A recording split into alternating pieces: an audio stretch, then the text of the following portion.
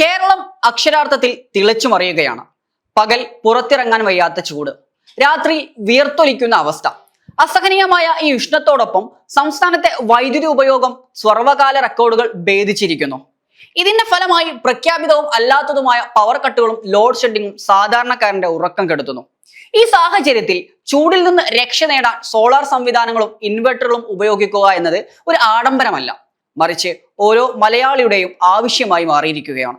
വെറും 5 minute current പോയാൽ പോലും വീടിനുള്ളിൽ നിൽക്കാൻ സാധിക്കാത്ത ഈ ഗതികേടിനെ മുതലെടുക്കാൻ ഒരു വശത്തെ വൻ തട്ടിപ്പ് സംഘങ്ങളും ഗുണനിലവാരമില്ലാത്ത ബ്രാൻഡുകളും വലവിരിച്ചിട്ടുണ്ട്. ജനങ്ങളുടെ വെപ്രാളത്തെ ചൂഷണം ചെയ്തുകൊണ്ട് ഗുണനിലവാരമില്ലാത്ത തട്ടിക്കൂട്ട് ഉൽപ്പന്നങ്ങൾ വിപണിയിൽ വ്യാപകമാവുകയാണ്.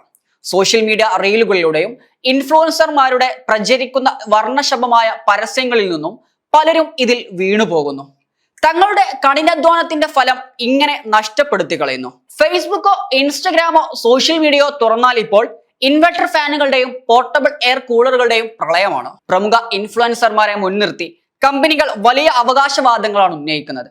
എന്നാൽ യാതൊരു ISI മുദ്രയോ ഗുണനിലവാരമോ പരിശോധനയോ ഇല്ലാത്ത ഇത്തരം ഉൽപ്പന്നങ്ങൾ എത്ര നാൾ നിലനിൽക്കും? ചൈനീസ് നിർമ്മിതമായ പല പോർട്ടബിൾ ഫാനുകളും ഏതാനും ദിവസങ്ങൾക്കുള്ളിൽ തന്നെ പ്രവർത്തനരഹിതമാകുന്നു. ഇനി ഇവ നന്നാക്കാൻ ശ്രമിച്ചാലോ? ആവശ്യമായ സ്പെയർ പാർട്സുകളോ സർവീസ് സെന്ററുകളോ എങ്ങുമില്ല. ചുരുക്കത്തിൽ കുറഞ്ഞ വിലയ്ക്ക് വാങ്ങുന്ന ഈ ഉപകരണങ്ങൾ നാളെ നമ്മുടെ വീട്ടിലെ വെറും ഇലക്ട്രിക് മാലിന്യങ്ങൾ മാത്രമായി മാറും. ദീർഘകാല അടിസ്ഥാനത്തിൽ ഗുണകരമാവേണ്ട സോളാർ ഇൻവെർട്ടർ സംവിധാനങ്ങൾ കേവലം ഒരു സീസണിലെ ആവശ്യത്തിനായി മാത്രം തിരഞ്ഞെടുക്കുന്നത് വലിയ സാമ്പത്തിക നഷ്ടത്തിന് വരെ കാരണമാകും. ശരിയായ സാങ്കേതിക വിദ്യയും വിശ്വസനീയമായ ബ്രാൻഡുകളും തിരിച്ചറിയാത്ത ഇത്തരം ഉപകരണങ്ങൾ വാങ്ങുന്നത് ഭാവിയിൽ നമുക്ക് വലിയ തലവേദനകൾ സൃഷ്ടിക്കും. ഇൻവെർട്ടർ വാങ്ങാൻ തീരുമാനിച്ചാൽ അത് വെറും ഒരു ആവേശത്തിന്റെ പുറത്താകരുത്.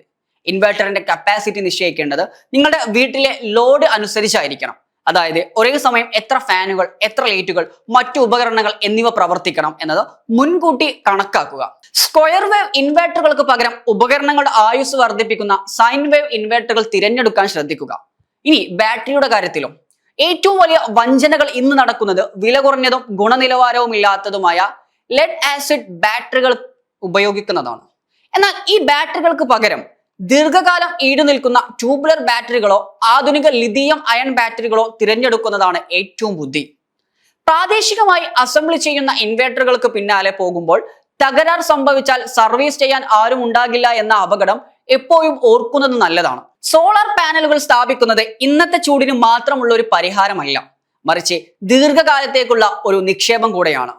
On grid, off grid, hybrid എന്നിങ്ങനെ 3 തരത്തിലുള്ള സംവിധാനങ്ങളാണ് ഇതിലുള്ളത്. ഇതിൽ നമ്മുടെ വീടിന് ഏതാണ് അനുയോജ്യമായത് എന്ന് വിദഗ്ധരുമായി ആലോചിച്ച ശേഷം മാത്രമേ നമ്മൾ ഒരു തീരുമാനമെടുക്കാവൂ. വരും വർഷങ്ങളിൽ ഒരുപക്ഷെ നിങ്ങൾ ഇലക്ട്രിക് വാഹനങ്ങളോ മറ്റോ വാങ്ങാൻ ഉദ്ദേശിക്കുന്നുണ്ടെങ്കിൽ അതിന്റെ ചാർജിങ് കൂടെ കണക്കിലെടുത്ത് പാനലുകളുടെ കപ്പാസിറ്റി ഇപ്പോൾ തന്നെ നിശ്ചയിക്കുക.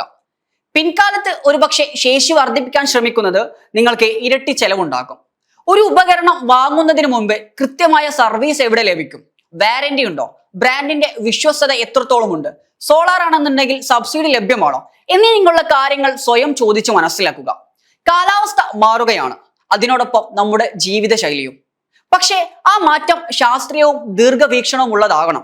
5 മിനിറ്റിലെ ആശ്വാസത്തിനായി 5000 രൂപയുടെ ഗുണനിലവാരമില്ലാത്ത ഉപകരണം വാങ്ങുന്നതിനേക്കാൾ നല്ലത് 10 രൂപ കൂടുതൽ നൽകുകയും കൂടുതൽ കാലം ഈടുനിൽക്കുന്ന സംവിധാനങ്ങൾ ഒരുക്കുന്നതുമാണ്. Waytonikah.com, the exclusive Muslim matrimonial site.